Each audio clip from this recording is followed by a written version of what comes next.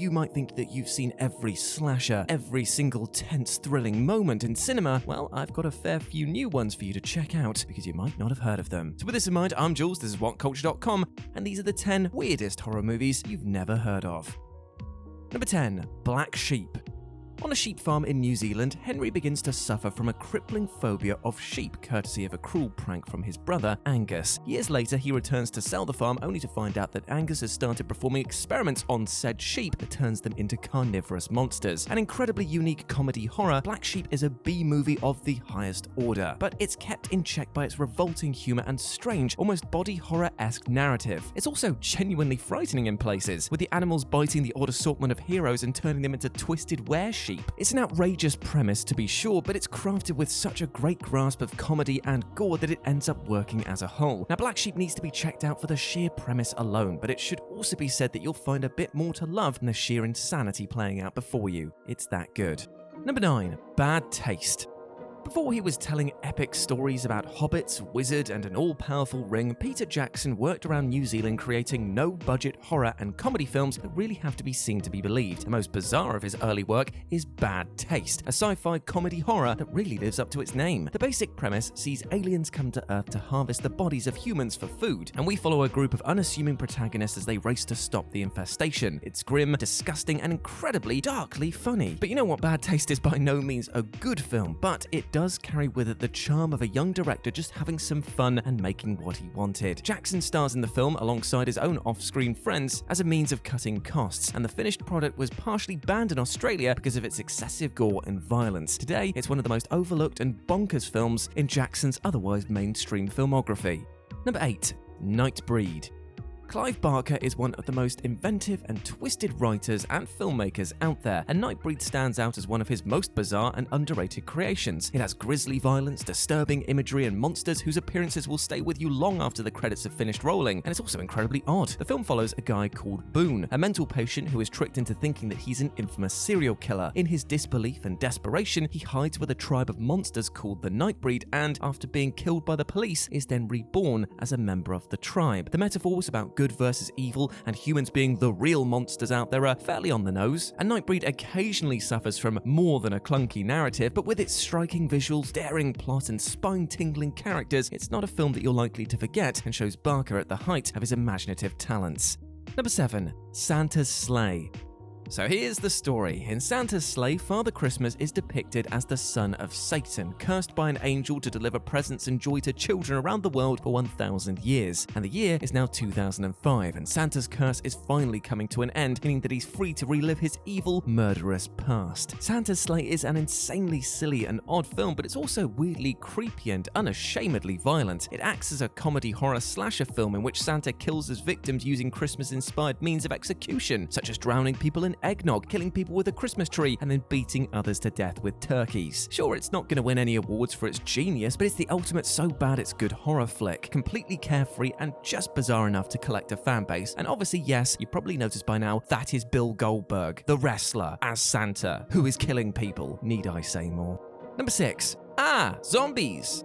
Also known as Wasting Away, zombies, takes a tired subgenre and injects something new and fun into the premise. The film follows a group of zombies and shows life, or technically death, from their perspective. In their eyes, they're just normal people, but to those around them, they're bloodthirsty undead. From the zombies' view, the film is shot in color, but from the perspective of those around them, they're black and white homages to the works of George A. Romero. Now, zombie comedies are a pretty old and mostly worn genre, definitely peaking around the time of Shaun of the Dead. But zombies has no problem trying something slightly new and intriguing. Of course, there are moments where the narrative trips itself up, and some of the themes don't mesh too well over the course of the film, but all told, it's a satisfying and amusing little flick. Number 5. Slugs.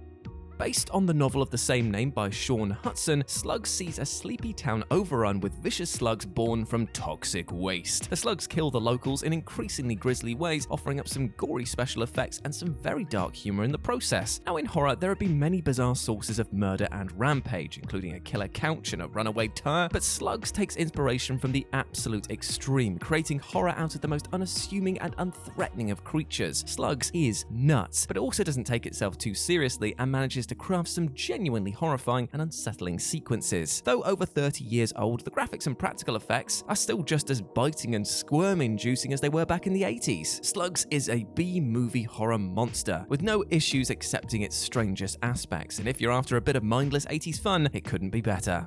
Number 4. The Happiness of the Katakuris.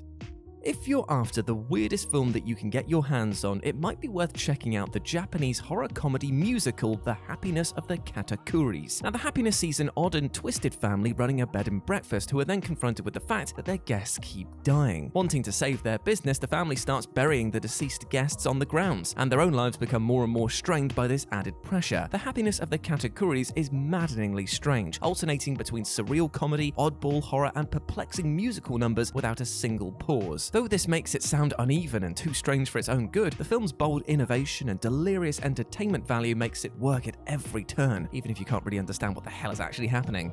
Number 3. The Lure.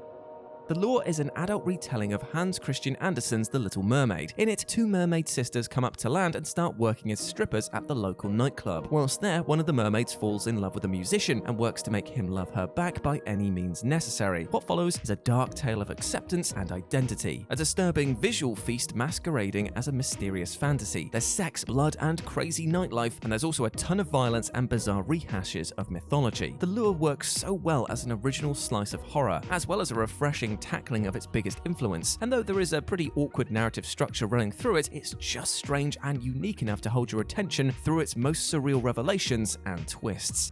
Number 2. Bite. In this deeply unsettling body horror, a young woman called Casey is bitten by an unseen creature whilst vacationing in Costa Rica. When she returns home, she begins to horrifically mutate, her senses heightening, her nightmares growing, and her humanity slipping away. Like an insect, she starts laying eggs around her apartment and loses the need for basic human necessities. Bite is a dark and very disturbing horror flick, complete with horrific visuals of deterioration and gore. As Casey becomes more and more mutated, her friends and family keep checking on her, only to be killed one by one. As far as body horrors go, it doesn't do much new from a plot standpoint, but with its increased gore and deeply uncomfortable scenes of violence and physical decay, it's definitely one of the subgenre's most bizarre and scary offerings. And number 1, Tokyo Gore Police.